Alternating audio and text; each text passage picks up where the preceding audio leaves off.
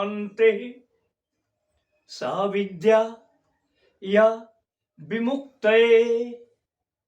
ओम सर्वमंगल मंगले शिवे सर्वार्थ साधिके शरण्ये त्र्यंबिके गौरी नारायणे नमोस्तुते, नारायणी नमोस्तुते। मित्रों, आज विशेष दिवस है। श्री पंचमी भी आप इसको कहते हैं। पंचमी आज की तिथि ऐतिहासिक है। आज की तिथि आध्यात्मिक है। आज की तिथि सारस्वत है। जी हाँ, आज हम आप तमाम विद्यार्थी मां सरस्वती की आराधना कर रहे हैं, वंदना कर रहे हैं, अभिनंदन कर रहे हैं मां सरस्वती के सभी रूपों का। मां का रूप निराला है। कहीं वह श्वेत है तो कहीं वह काला है, कहीं वह नीला है तो कहीं वह पीला है। मां का रूप निराला है। आज हमारे बीच में है माता नील सरस्वती जी। माता नील सरस्वती जी स्पष्ट है, नाम से भी नील है, नीलांबर है। नील शिव भी है, नीलकंठ है। इसलिए आज नील सरस्वती को आत्मिक प्रणाम। मां को प्रणाम करते हुए हमें यह नहीं भूलना चाहिए कि सरस्वती जयंती के अवसर पर ही हमारे कुछ साहित्यकारों की भी जयंती मनाई जाती है। हमारे कुछ साहित्यकार सरस्वती से एक हो चुके हैं, एकात्म की स्थापना कर चुके हैं मां सरस्वती से। ऐसे ही सरस्वती के आराधकों में हैं छायावादी महाकाव्य, महास्तंभ और प्रगतिवाद के दिव्य प्रकाश सूर्यकांत त्रिपाठी निराला जी। सूर्यकांत त्रिपाठी निराला जी की भी जयंती आज के दिन ही मनाई जाती है। इसी के साथ बिहार विभूति आचार्य जानकी वल्लभ शास्त्री जी की भी जयंती आज मनाई जाती है। अस्तु, इन्हें भी आत्मिक प्रणाम। आचार्य जानकी वल्लभ शास्त्री जी ने स्पष्ट किया था, ऊपर ही ऊपर पी जाते जो पीने वाले, ऊपर ही ऊपर पी जाते जो पीने वाले हैं। कहते हैं ऐसे ही जग में जो जीने वाले हैं, जो पीने वाले हैं ऊपर में ही पी जाते हैं, नीचे जनता तक तो कुछ पहुंच भी नहीं पाता है। ये है आचार्य जानकी वल्लभ शास्त्री जी, एक से बढ़कर एक। इनका राधा काव्य तो वास्तव में महाकाव्य है, जिसमें राधा के अनन्य भक्ति को दर्शाया गया है। राधा का प्रेम, राधा का विश्वास, सब कुछ राधामय है जानकी वल्लभ शास्त्री जी का।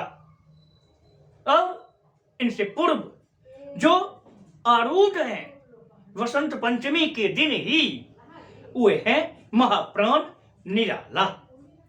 आज हम आपको निराला जी की उस भावना की ओर लेकर चल रहे हैं जहां उन्होंने मां सरस्वती को एक नए रूप में देखा है। मां सरस्वती पुस्तक धारणी है, मां सरस्वती वीणा वादनी है, मां सरस्वती अक्षमाला धारणी है, मां सरस्वती विद्यादायिनी है। मां सरस्वती के कई रूप हैं। वह ब्रह्मा सुता सुजान भी है और शिव प्रिया महान भी है। महाप्राण निराला जी ने सरस्वती के जिस रूप की आराधना की, जिस रूप को अपनाया, वह रूप है वीणा वादनी का। जी हां, आज कई जगहों पर निराला जी गाए जा रहे होंगे। वरदे वीणा वादनी वरदे, वरदे वीणा वादनी वरदे। प्रिय स्वतंत्र रब अमृत मंत्र नव, प्रिय स्वतंत्र रब अमृत मंत्र नव, भारत में भर दे, वरदे वीणा वादनी वरदे। काट अंध उड़के बंधन स्तर, जगा ज्योति ज्योतिर्मय निर्झर, जगमग जग कर दे, वरदे वीणा वादनी वरदे, वरदे वीणा वादनी वरदे। महाप्राण निराला ने किसी से कुछ नहीं मांगा, उन्होंने दिया ही। और मां सरस्वती से अगर कुछ मांगा तो क्या मांगा यह आपने अभी देखा। वह कहते हैं वर दे, हे मां वीणा वादनी वर दे, वीणा वादनी। ये वीणा अपने आप में एक दिव्य संगीत यंत्र है। वीणा एक तारा, स्मरण रहे तंतु वाद्य यंत्रों में सर्वाधिक प्रथम वाद्य यंत्र का नाम है एक तारा। एक तारा जो मीरा के हाथ में है, एक तारा जो कबीर के हाथों में है, एक तारा जो रविदास के हाथों में है। एक तारा यानी तंतु वाद्य यंत्र का विकास जब वीणा और सरोज के रूप में हो रहा है, वहां मां सरस्वती जो गान करती है वह मानवता का गान है। सरस्वती की वीणा की झंकार में मानवता का उद्धार है, मानवता का प्यार है, संपूर्ण मनुष्यता का श्रृंगार है। मां वीणा वादनी है। निराला वीणा वादनी रूप को ही पसंद करते हैं। मां के सभी रूपों में महाप्राण निराला जी को उनका वीणा वादनी स्वरूप ही सर्वप्रिय स्वरूप है। इसका खास कारण है कि वीणा की झंकार हृदय को झंकृत करती है। जब तक मनुष्य की आत्मा झंकृत नहीं होती है तब तक मनुष्य में सारस्वत सुगंध नहीं भर पाता है। वह स्पष्ट कहते हैं हे मां वीणा वादनी वर दे। क्या वर दे?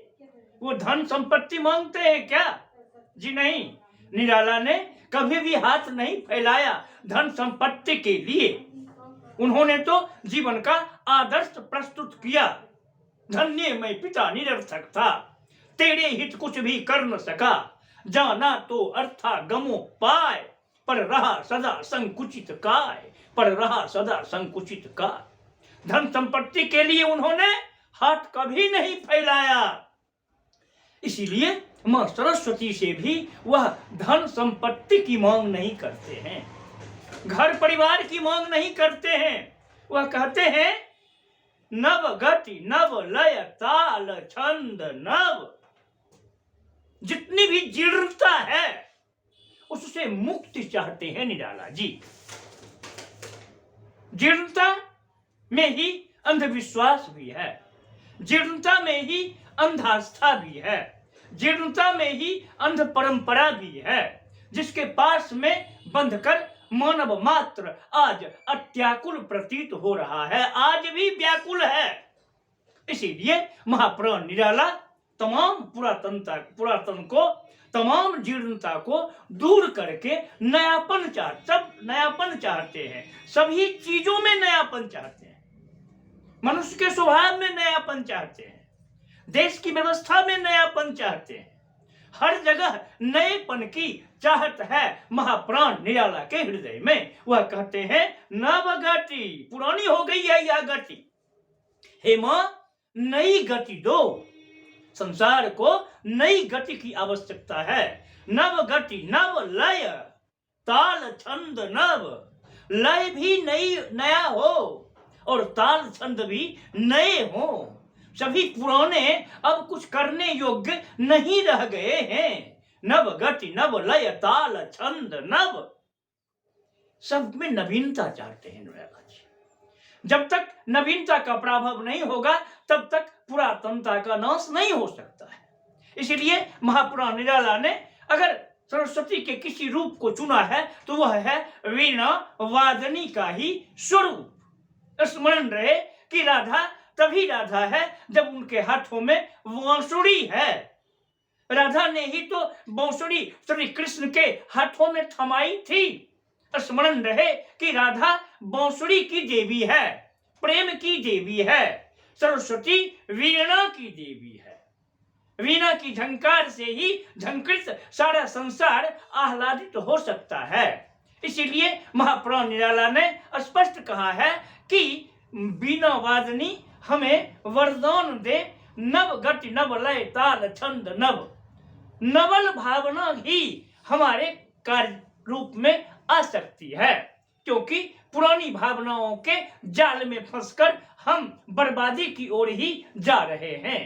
वह कहते हैं काट अंध उड़ के बंधन स्तर। जब तक मनुष्य की आत्मा में जो बंधन पड़े हुए हैं, जब तक मनुष्य की आत्मा में जो कालिमा भरी हुई है उसको दूर नहीं किया जाएगा तब तक मनुष्य का विकास कैसे हो सकता है।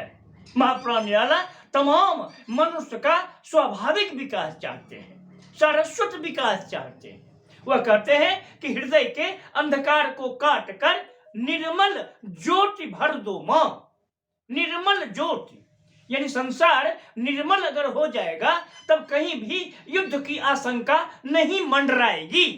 संसार अगर प्रेमिल स्नेहिल तारों की झंकार में खो जाएगा तब कहीं भी मानवता की हत्या नहीं हो पाएगी। इस प्रकार से हम देखते हैं कि निराला जी ने मां सरस्वती के जिस रूप की आराधना की है वह रूप उनका है वीणा वादनी का। वीणा वादनी का, पुस्तक धारणी का नहीं है, अक्षमाला धारणी का भी नहीं है। स्पष्ट है कि पुस्तक अक्षमाला जाप के लिए है, पुस्तक पाठ के लिए है, लेकिन वीणा की झंकार हृदय को झंकृत करने के लिए है।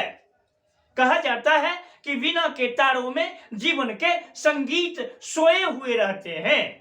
जब मनुष्य की कलात्मक अंगुलियां वीणा के तारों पर फिरती है तब उससे जीवन की झनकार निकलती है, और यह जीवन की झनकार ही सृष्टि की झनकार है। महापुराण निराला ने सरस्वती वंदना के माध्यम से यह संदेश दिया है कि किसी भी देवी देवता से अपने लिए कुछ नहीं मांगना है, संपूर्ण संसार के लिए कुछ मांगे, क्योंकि संसार अगर सुखी रहेगा तभी हम और आप सुखी रह सकते हैं।